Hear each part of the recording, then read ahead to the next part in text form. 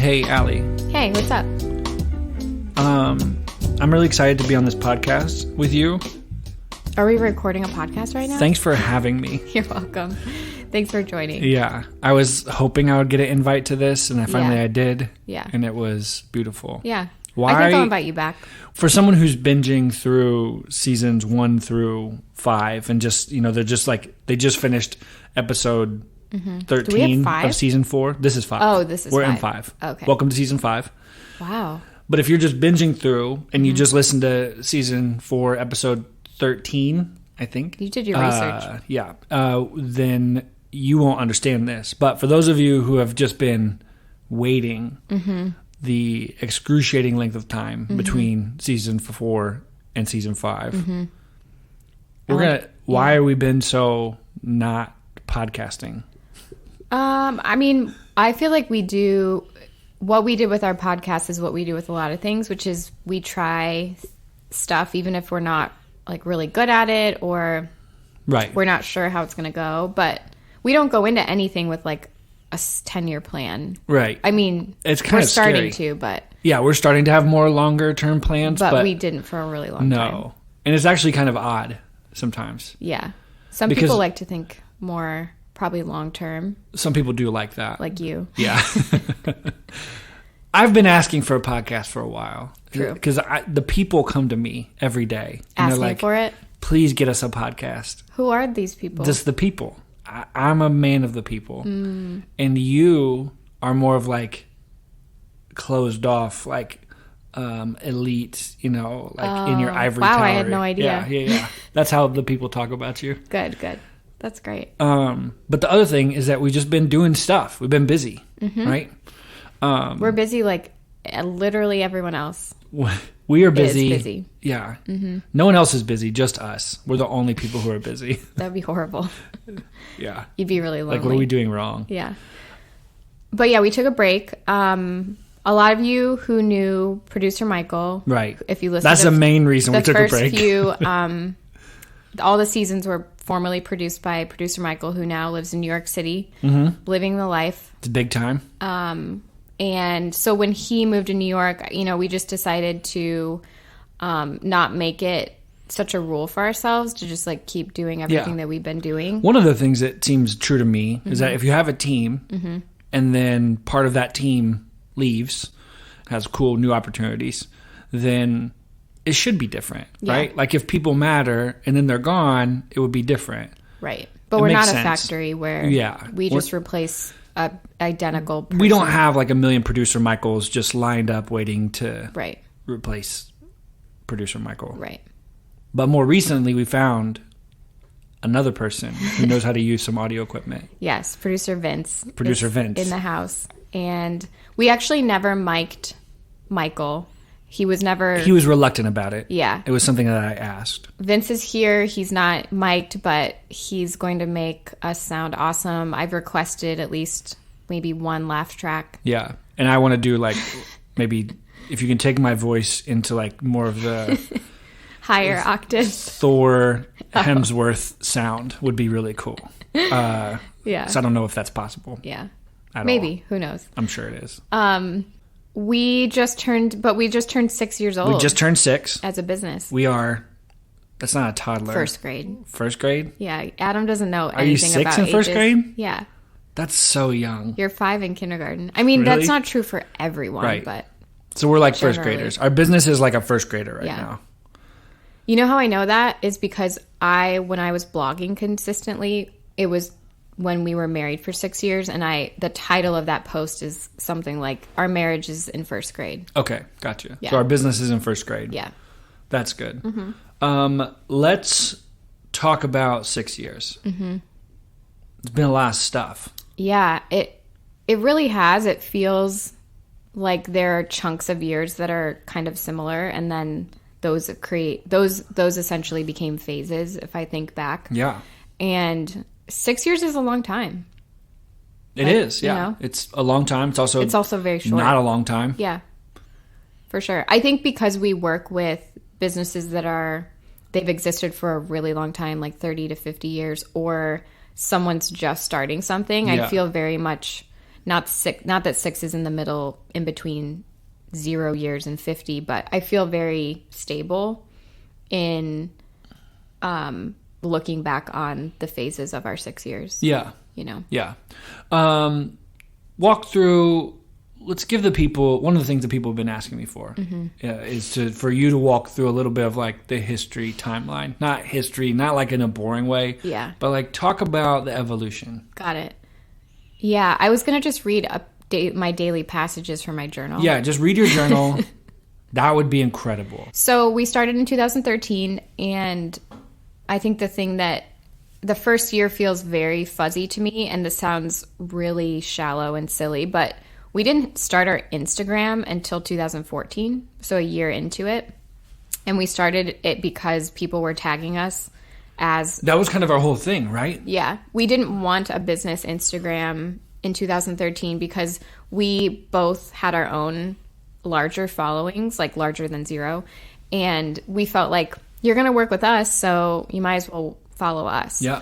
And at the time, we would always advise these small businesses who were like making 2 or 3 or 4 Instagrams for like other random projects. I was like, if you just capture those people are more interesting than brands. Yeah. And so just let people follow you. Right. Right? Right. I should have like wrote a book about that because it would still be true today. For sure.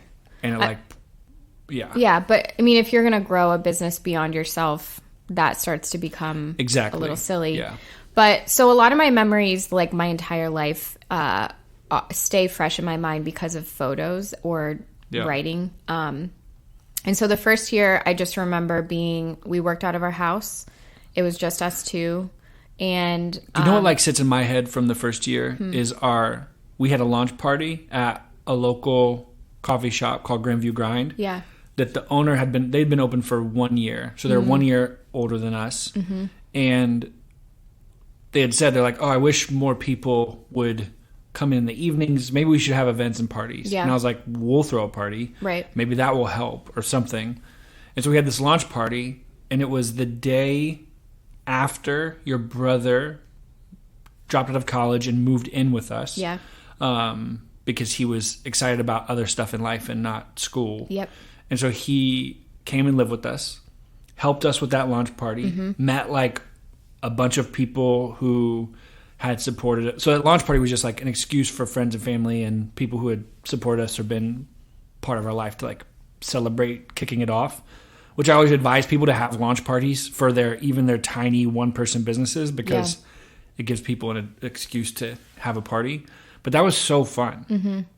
And it was like we ordered succulents and gave them out as party favors, and we like got stickers. It was like it was fun. All of these things that felt very official. Yeah. Like it felt like, oh, businesses do things like this, and then we got to kind of like do that too. For sure. No, it was fun, and if I think about the people that were there, they're people we might not see all the time currently 6 years later, but I think that's a huge part of owning a business is it's really hard to work through the years, 5 years, 10 years, 15, and keep that same client list or keep that same network. In order to grow and evolve, you sort of have to start working into new layers of networks and things like that. It reminds me a lot of our wedding, actually. Like we got married. Did you know we got married? We got married 10 years ago, and there's a lot of people that were at our wedding that if you were to throw that 1 year launch party or that wedding again, those people might not be invited, but it's not, it's not this dramatic bad thing. It's just, it's very much an evolution of like our time. Yeah. But yeah, the first year feels very loose and it feels really, just, I don't have a lot of like, I think I remember the first year mostly as when your brother lived with us in our apartment and him and I hung out a ton. Yeah. Maybe like to the point where you would be inside working. It'd be a nice day outside and I'd be like, Bobby, let's go like drink a beer in the afternoon on the patio. I do remember that. Yeah. That was really great. Maybe I've really like shut these things out of my mind. No, I'm just kidding. I think the first 3, like from 2013 to 2016, the production was completely based around me. Right. So anything that we made or produced, it was something that I made. To the point where, and I know you were really trying to find your footing. Like, what is your place? It's hard for me to see our work from 13 to 16 beyond just my own portfolio. And it's really cool now, 6 years later, to see such a breadth of work that isn't just me. And our clients getting so much value from not just me, and that feels really good. For a long time, we as we look through our business, we struggle with this thing of being like, we're kind of like, Allie's freelancing really well, and we've kind of built an ecosystem around her. It wasn't a team. I mean, it wasn't like you and I were equals in contributing to the business. We both worked full time, or a lot, or we needed all of the money that we made to pay our bills. But I definitely didn't feel like I had. I mean, I think if you're listening to this and you want to own your own business, or you currently do, there's something like self-care. People say this all the time. Isn't just face masks and like watching your favorite show or reading CBD a book. Oil now. Oh, right. Or like CBD drinks. It's making sure that you don't get to a point where you're resentful, or where you aren't storing up a lot of anger about some of that stuff. And I've had to work through this feeling of like, this feels really, a lot is on my plate, or it feels like a lot is resting on my shoulders. And I mean, you've helped me create a business that has allowed so much of that to come off. Like, I think that has to be something that you communicate, especially if you have partners, or whether they're legally your partner. But it's like it's like in Ohio, we like to think about LeBron James and the Cavs sometimes, and it's like, he can be a really good teammate, he can do whatever, but it's still like, if he's not playing, is different. You know, and I think there's this thing of, for a lot of people who are starting something, what they're doing at the beginning is very important and is very critical, and you have to build like a off ramp or some way of sharing some of that stuff, without also diminishing your own contribution or art or creativity or the thing that you actually want to do. And it's hard, you know. That's a difficult thing. Well, and I think if LeBron James was a different person, or if the like compensation or the expectations were different, if I were to like a small percentage relate to that, I think if there was a different situation, someone like him could actually pull back or like give up some of that power or expectation. And I'm like figuring out that sometimes feels better than trying to stay quote on brand for like hustling or, you know, some of that stuff. So the first 3 years, I definitely feel like we were finding our footing. It was a lot like Allie was the engine in the car, and the rest was kind of just like accessorizing. I definitely like cried more during the day than I don't really cry anymore during the day, which is great. 2014, we got our studio, which we're in now. So we've had that for 5 years. And that was... We have a whole episode just talking about running and managing a studio space.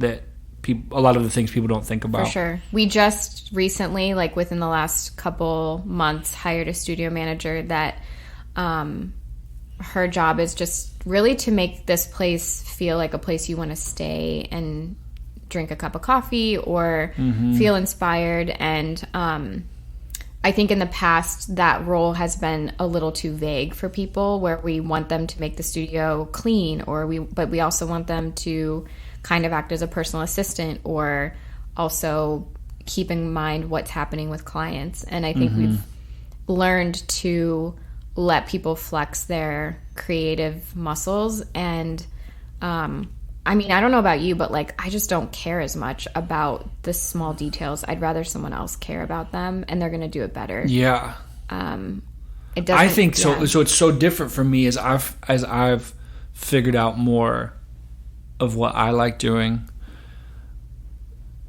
I start caring less about the other things. Where I didn't used to be that way. It used to be like, I don't even know. I feel like I'm probably not contributing enough, and so I'm gonna try and like pay attention to everything else to make up some kind of difference in all of that. And now it's like, oh, I feel like I've found my groove more. Yeah. And it's not like a lack of caring. I care that someone cares. Right. It's not just, I don't care. Yeah. But the that specifics about, yeah, any for of sure. those things. So then after the first 3, well, it was 13, 14, 15. So really like the first 4 full years, at the beginning of 17, I think we learned, one, who we were here for. Yeah. Who we are here for, which are small businesses, small business owners. And we hired 3 interns out of just really wanting to figure out, like, do we want people around, or do we want this to be just like this duo of Adam and Allie? Yeah. And That was, I don't know if the interns know that. Yeah, well, But it was, at the time, you and I had a very intentional experiment because we had always gone back and forth about, like, do we have a team or just stay small and be the 2 of us and do that? Yeah. And we didn't know. We didn't have much confidence of which we wanted, you know. So having 3 interns at once was a safe way to experiment for 3 months of having a team and knowing that they had an end date on their internship and that they're going to leave. They'll be done. And then so I would say my recollection of it was just we were clear about end date, but we also have always been very go with the flow. Like, I think that we are just learning in the last year, like 6 years in, to be even more direct about, like what we want people to focus on. And like, I think that working with having 3 interns really highlighted some of the ways that we lacked communication, or what do we feel like passionate about keeping a tight grip on. Yeah.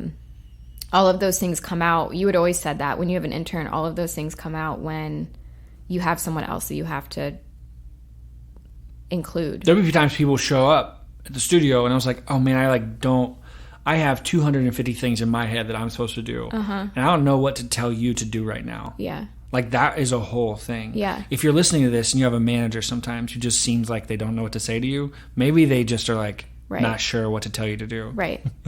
No, for sure. Like, you never think of that. I don't think of that when I was working somewhere else and I had a boss. Right. And being like, I don't know why we're like, I'm not doing this or whatever. Yeah. Like, sometimes it's just like, I got too many other things in my head. Right. Yeah, I feel like that whole year, that whole span of time was really experimental. We started playing around with really intense, like, collaborative sessions with clients that proved to sometimes be like too much for someone to really like wrap their brain around. Yeah. And we tried out I tried photographing cookbooks. Like, I started taking on those jobs.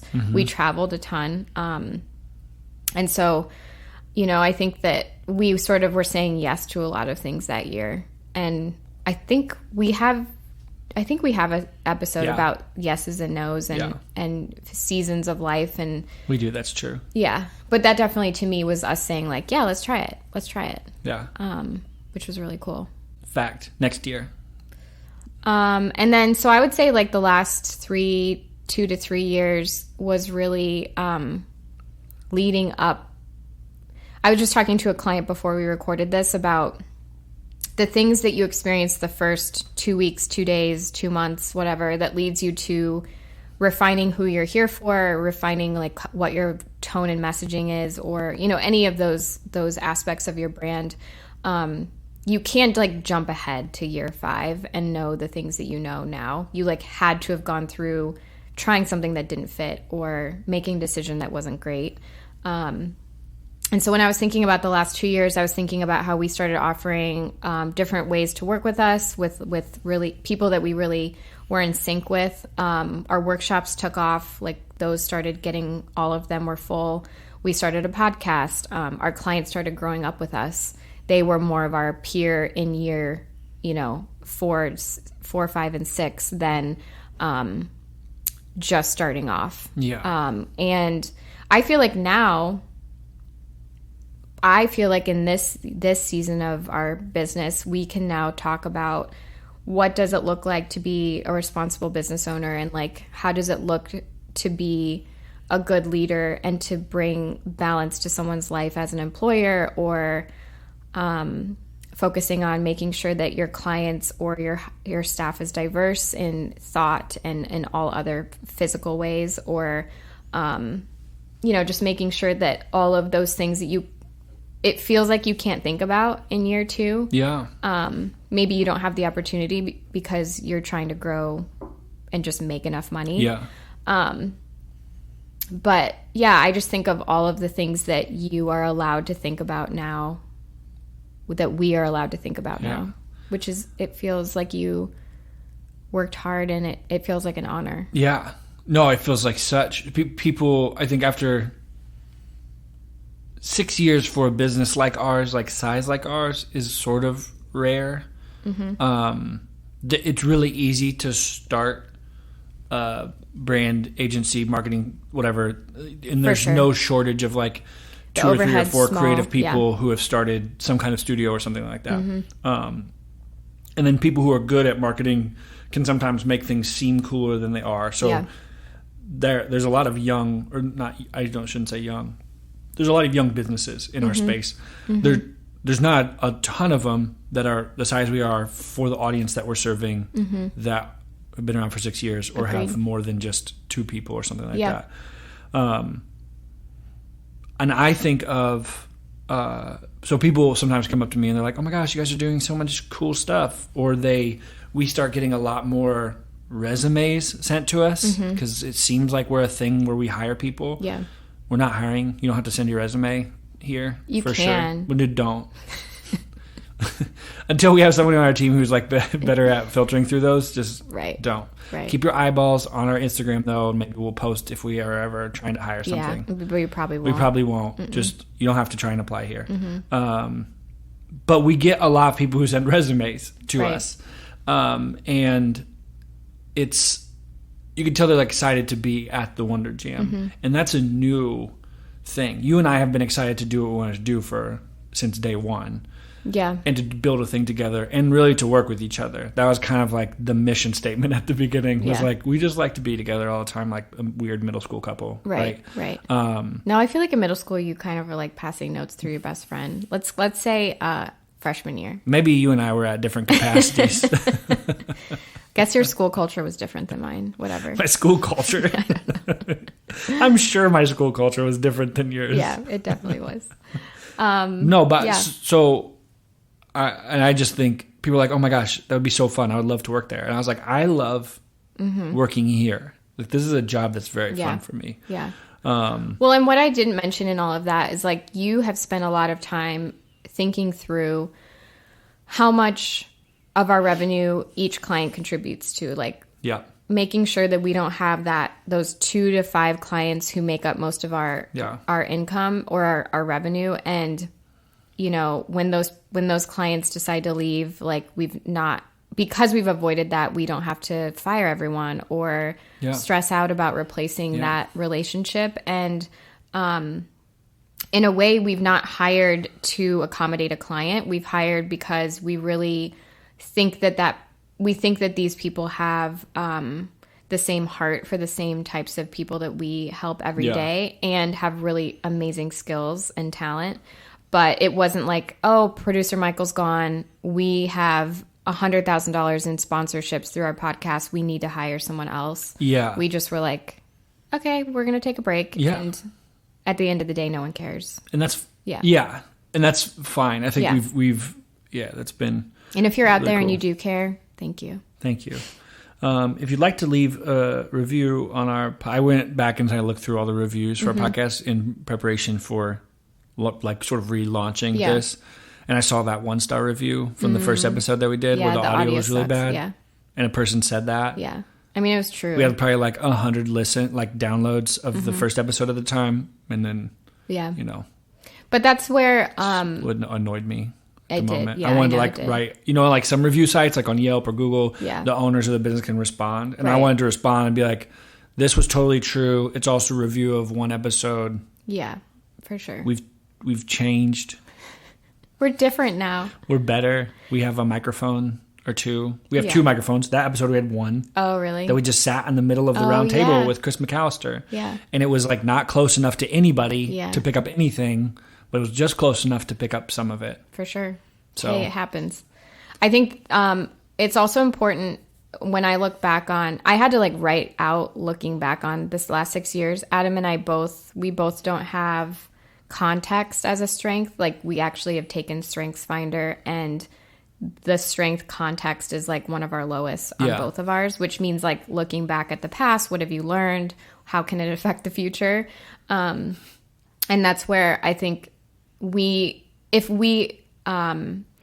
a 1-star review, or if like a feedback from someone, or us attempting to make a mural for a client impacted us deeply, we probably wouldn't keep going. Yeah. And I feel really thankful to be like, cool, well, we're just going to try this next thing. Yeah. We've tried doing video for clients. We've had clients who ceased to exist because of competition or because of other circumstances. And I feel like we definitely take what we want to learn and keep going, but we leave behind a lot of things that aren't helpful in truth action. That's a good point. Thank you. It's a very astute observation. Thanks. By you. Mm-hmm. As I was preparing myself, my heart and my mind for today's episode. Push-ups? Yeah. I did push-ups. Well, push-pops. Oh, that's my kind of prep. I had like mostly push-pops. Yeah, those are amazing. To get ready for today. As I was reviewing the last 6 years in my mind, I was thinking of what were like the main struggles that we've overcome, or the main struggles that we bumped into. Not like we overcame struggles of like, it's not like we have a million haters other than the 1-star review. Yeah.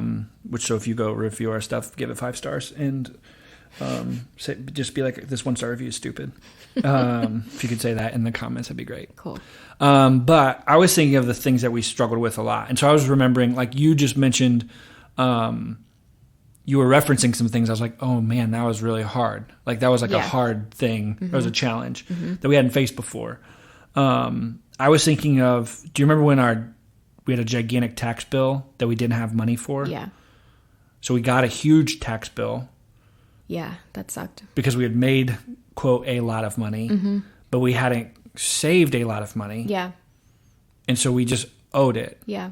And that was terrifying. Mm-hmm.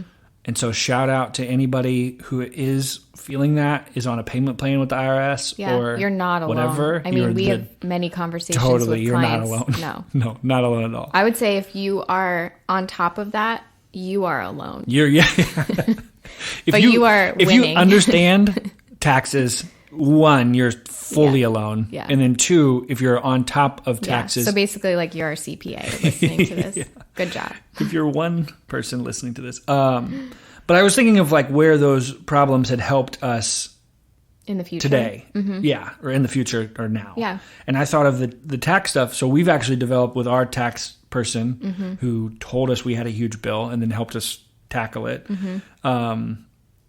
We are able to help a lot of other people through this thing that's fully not like part of websites and photography and branding. Yeah, it's not our thing. But it is something that very much stresses out people. They don't understand it. They're starting a new business. So we have workshops. We talk to our team about having our CPA help them, make sure they're paying quarterly if they're contractors, so I think just having, like, if you go through something hard, like you don't have to be, quote, internet vulnerable with everyone and like share everything. But you can use your story or talk 5% about that topic and help someone else feel like it's like they're not alone, like experiencing it. Yeah. Which I think is really powerful. Yeah. And finding trusted people who can sit with you and listen, who you feel comfortable sharing the hard stuff with. Yeah. With finances, we've been fortunate to have people in our life that we can be like, I don't think I'm very good at this, or I think my numbers are bad, or I don't know who like explain things to us. I think the other one that popped into my head as a problem or a thing that we didn't know we had signed up to figure out, we didn't start a business to like do this, but was having people on our team who we are technically their boss and like pay them and tell them what to do or what responsibilities to pay attention to or all these things. Yeah. But we didn't start a company so that we would have employees. Right. Like that wasn't the goal. The goal is to have teammates, right. People who we can collaborate with. Like we wanted to have, I think of it as like, I want to play in the sandbox with my friends. I sometimes don't always just love playing in the sandbox by myself. Yeah. So we built a team for that reason, to take care of our clients and for that. And so figuring out how to be a peer boss, what's the appropriate boundaries of all of that? What's the appropriate way to be vulnerable and listen and let someone struggle through something and give them space to improve and grow and do all of these things they don't teach you that anywhere. No. And I think of it, I've recently started thinking of it more like if someone who works for the Wonder Jam and gets paid by us, I have a lot of knowledge that they don't have when it comes to this business. So like I see years, day 1 to year 6 as a whole. I see all the numbers. Well, if I'm good about actually sitting down and looking at a spreadsheet. It's possible to not see the numbers. It is possible. But like I understand, like I interact with every client. I understand what our cash flow looks like. A lot of people that work for us know a lot of things that I don't know anything about, but it's not our business as a whole. And so I've recently started to say, like, I can speak up for if the intention has been lost on a project, or if someone has a suggestion that counteracts something that as a business owner, I've decided like we're not doing that. But when it comes to everything else, like I don't want to know everything. Yeah. I don't want to be the best at something. And so I think that makes the peer thing still exist. It's just you don't have the full picture of the Wonder Jam. Yeah. And so I can interject myself in that way. One of my people whose stuff I love too much is Seth Godin. And he talks about leadership. The book Tribes is really good because in it there's this idea that being a leader doesn't mean like, oh, I'm better than everyone or I'm smarter than everyone. At its best, it shouldn't be that. Some people definitely treat leadership like I'm going to become a dictator in my workplace or in whatever environment it is. Some people like to be bossy, and that's not what is interesting to me. In the book Tribes, it talks about when you see a group of people who want to go somewhere together, who synced up or lined up or whatever, sometimes you just sort of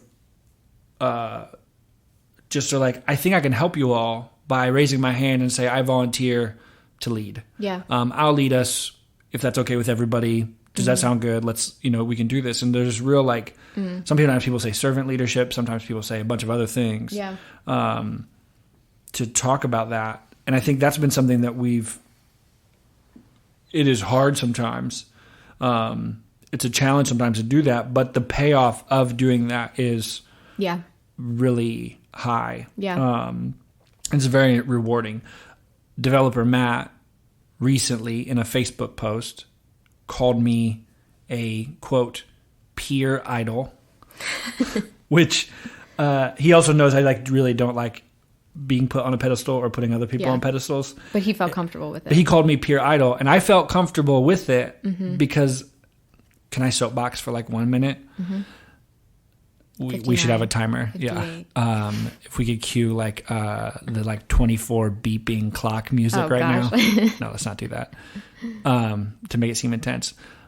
I think one of the problems of the world or society today, or this is society I live in, the world I'm observant of, is that the internet created a lot of connection, but it also created a lot of disconnection. And we have put a lot of people who we follow on a pedestal in our minds where we think, oh, I've only seen Allie crush it all the time. That's all I've ever seen or interacted with of Allie Pal online or Adam online. And so it's easy for that image to get burned into our brain. And we start to put other people on pedestals, which means we are much more aware of our own flaws. And I think we've lost the ability to be inspired by normal people who we see every day, who we know,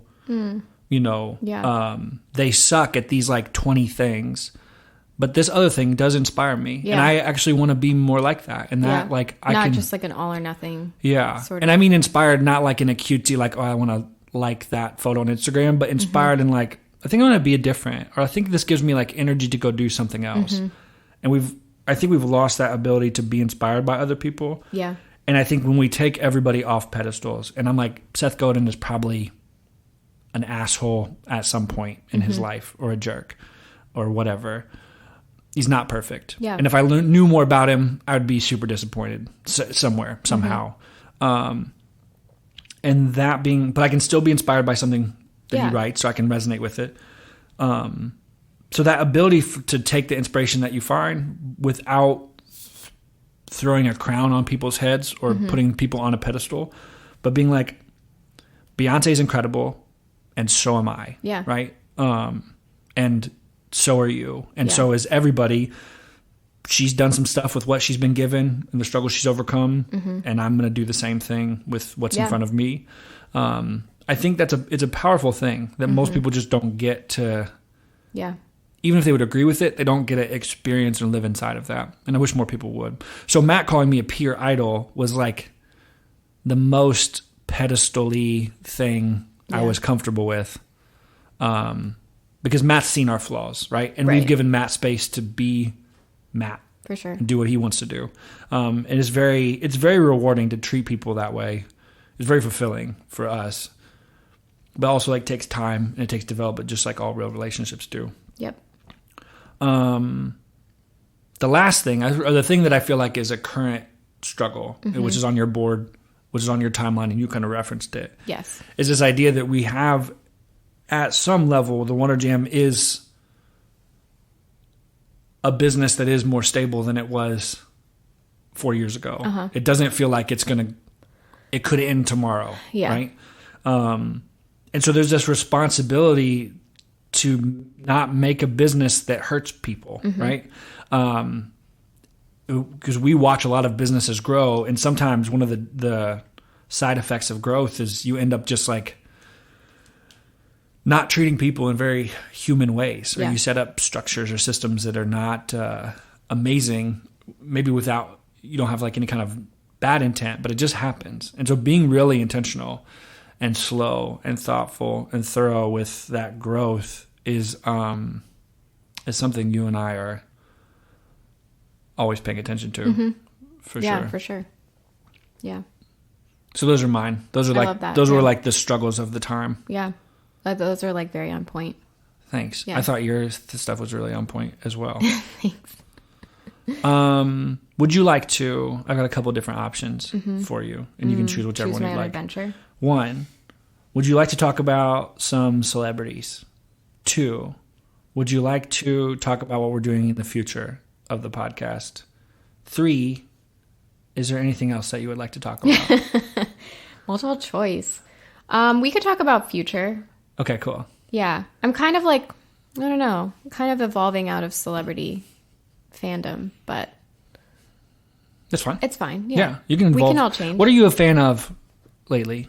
Like when you say you're evolving out of celebrity fandom and into what's new? Well, a little bit more about what you're talking about, which is like taking the crown off of someone and realizing that, just a lot of, I mean, it's what a business does with their branding. It's like celebrity is very like centering on the celebrity. Right. And it is like commercialism, capitalism. It's like, I get it. It's just like a bunch it's a of business. isms.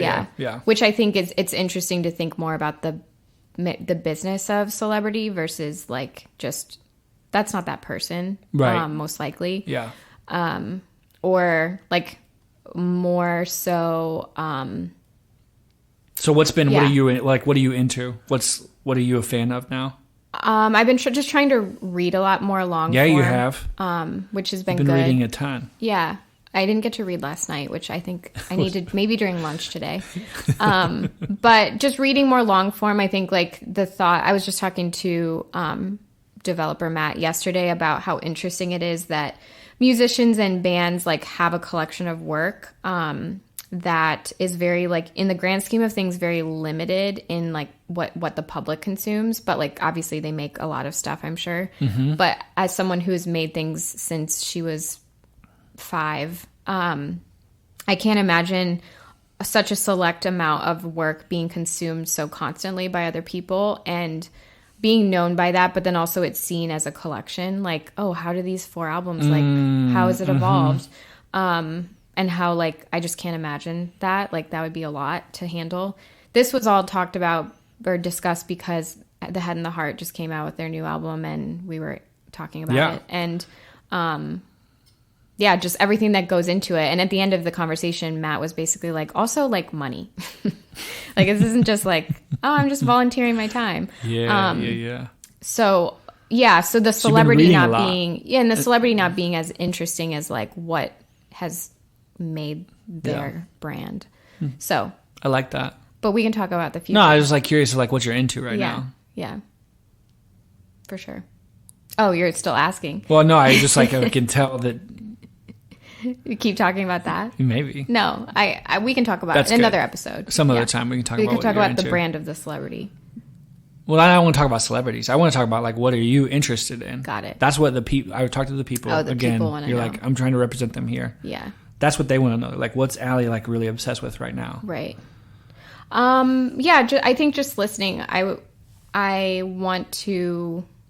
I keep referencing like things that happened yesterday, which is like my pet peeve. Right. But recency fallacy. I don't like that. Yeah. Google that. That's what's happening. I don't like that. But I went to the Women's Fund key holder yesterday, which they had a lot of different people speak. But one of the keynote, I don't know, panelists, she talked about like showing if you want to be like, if you want to enact change, whether that's like in your own organization or like a place that you work, you should listen for a year. And then you can say something.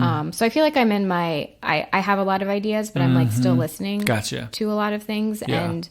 And once I feel more... You've been spending a lot of time, I'm going to tell the people what they want to hear. You've been spending a lot of time listening to people who don't look like you. Not white dudes, but like people who look different than you. Yeah. And are from a different background, different age, different... Yeah. A bunch of things. And yeah, you've like listened a lot. It would be funny if I was like, yeah, I'm just listening to like specifically white men because they don't look like me. Yeah, they are not included in that group. But I feel like my life, I've listened to a lot of white men. So they've like, I'm just trying to like equal the playing field a little bit. Yeah. I've gotten enough of that. For sure. Yeah, so even just like in the fiction that I read, I've started to become for so long I was always not interested in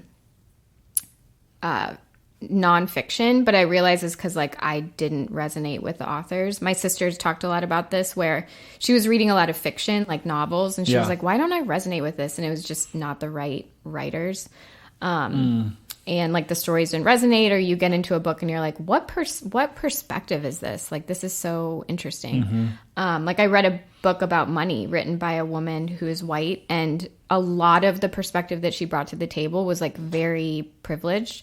And it was like shocking to me after reading such different things for a year. And so, yeah, I'm just spending a lot of time listening through my ears and eyes and like reading. Nose. And I haven't done the nose thing much. Yeah. Okay. And just figuring out what that looks like in my network and my world. Yeah. And yeah, it's cool. I think it's been cool to watch that like evolve, like a new passion kind of evolve, and have space to figure out how to exercise it somehow. Yeah, because while we do believe in taking action, I think when it comes to other people's stories or circumstances, there could be danger in like just taking one idea or hearing one thing and like putting action behind it. I think that it's important to really like vet an idea and let it like simmer and make sure that you aren't perpetuating something that's harmful. Yeah, definitely. What of the last, this is recency, fiction book that you finished that was very enjoyable and good to read and well written that you recommend? Pachinko, Pachinko. Cool. Was recent.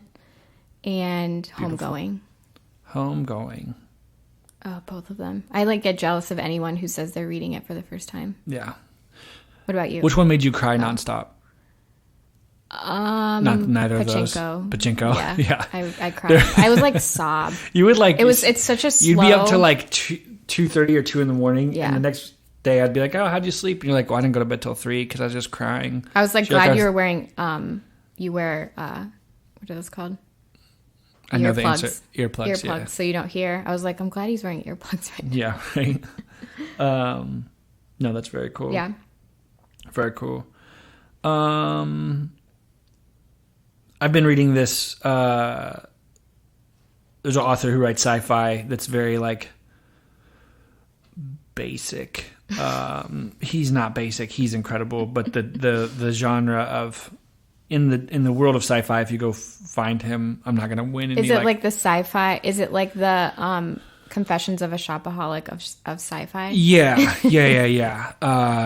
Like I was really into these books, so I went on Goodreads to recommend them. Uh-huh. And then I saw some of my friends who are maybe more in depth into the genre than me had given it like 2 or 3 stars, and they had reviewed it 4 or 5 years ago. Yeah. Where I'm like just discovering things in that space for. Yeah. I'm like a first grader in that. I read the book Woman in Cabin 10, and it was like the worst book I've ever read. But really? Someone loves it, and that's great. Yeah. Like, oh yeah, you posted about that. You got a little feedback on that one. Oh yeah, someone was mad that I wasn't like directly criticizing the author when really I was. But yeah, I just think when I look on Goodreads and see reviews, I'm like, I don't know these people. Like, why do I care what they think? Yeah. I have specific people. Shout out to Jen and Janine, 2 people from like some of the first people I met in Columbus that I like love what they read. So I just look at what they're reading. Tell me about what's going to be happening with this podcast. Like, what's episode 2 going to be? Yeah. Well, we have like a lot of topics, and we want to talk about things and then bring in like the second half of the podcast, bring in someone that we're talking to, and like a really, I really, my vision for it is, curating the portion of the conversation or like editing it to the point where we want that message to come across. Like, not just let's talk for 2 hours and like hope that something is interesting, but interviewing like a client or a friend or someone who's really smart and can add to that conversation. Because at the end of the day, I don't want 10 seasons of a podcast, and we talked about this, where like it's just you and I and it's only our perspective. Yeah. But I also really like the one-on-one conversation with you, and then I think bringing in another voice is really important. So last season we did this thing where we alternated between these topics of identifying a problem that our audience would struggle with, and then talking about it, and then sharing some behind the scenes things. Yeah. And so all of season 4 is just alternating episodes of problem and behind the scenes. Yes. And we wanted to just deconstruct some of that stuff. Yeah. And so people resonated with that deeply, like that. We haven't recorded an episode in a while. Like almost a year. And last month we had a solid chunk of listens to things in season 4. That's great. Because that stuff I think is very specifically relevant. Like each episode is uniquely relevant. Yeah. Where sometimes you do a lot of podcasts in our space do interviews or they do things like that, which is cool, and I get that. But those are turning into a little bit like the late night TV talk show circuit, where once a person has a book coming out, they like go do, and I know that it's the helpful. Same interview on the same whatever dozen podcasts, and that's cool and that's fine. And hopefully someday I make a book and I can do that. But I get bored with it, and if I get bored with it, then I want to do it. So what we're going to do is invite a guest who can help answer a problem with us. Yes. Because one of the things that we found after season 4 is, and I listened to our episodes to just see if we sound smart or not, is sometimes I was like, Adam and Allie have a perspective. Like we have a way that we do things, and people appreciate but it's not that the way only or they don't. But that is not the only answer. perspective. Yeah. And I wouldn't want a person listening who's trying to do their own stuff to feel like, oh, I have to do this the way Adam and Allie do. I'd like to bring on a fully other person who talks about hiring people and delegating in a way that's just way different than us. Yeah. Just to share other voices. Yeah. And not do like an interview. Tell me how you got into this. Tell me how you did it. Like all these things. Yeah. And so I'm really excited about it. I'm excited because I think it opens the it opens up the types of folks that we can invite into this space to speak on it. And I think I felt really limited in the first few years where I wanted it to be a client or a business owner. I don't think that is the only perspective. I think it should be in this podcast exists to help people who own a business or thinking about owning one, like, think about topics that aren't talked about. But I don't think that some things that I gather from the books that I read or the people that I listen to, like, they aren't on the same mission that I'm on, but I still get a lot from that. Yeah. So, yeah. Yeah. It's beautiful. Yeah. That's it. That's it. I think that's the whole thing. We'll see you, episode 2. Yep. To be released within the next minute. Yep, the next something. The next day. Can't wait. If you're like most people, you probably just started listening to you just finished episode 13. You listened to episode 1. Maybe you're on a long road trip. Yeah. Make sure you stay awake, stay hydrated. Yep. Drink up. Stay stretched. Bye. Keep your mind right. Stay salty. No, stay soggy. Stay soggy. That's my way of saying wear lotion and drink water. Yeah. Hydrate your skin and stay soggy, everybody. Internal organs. Bye.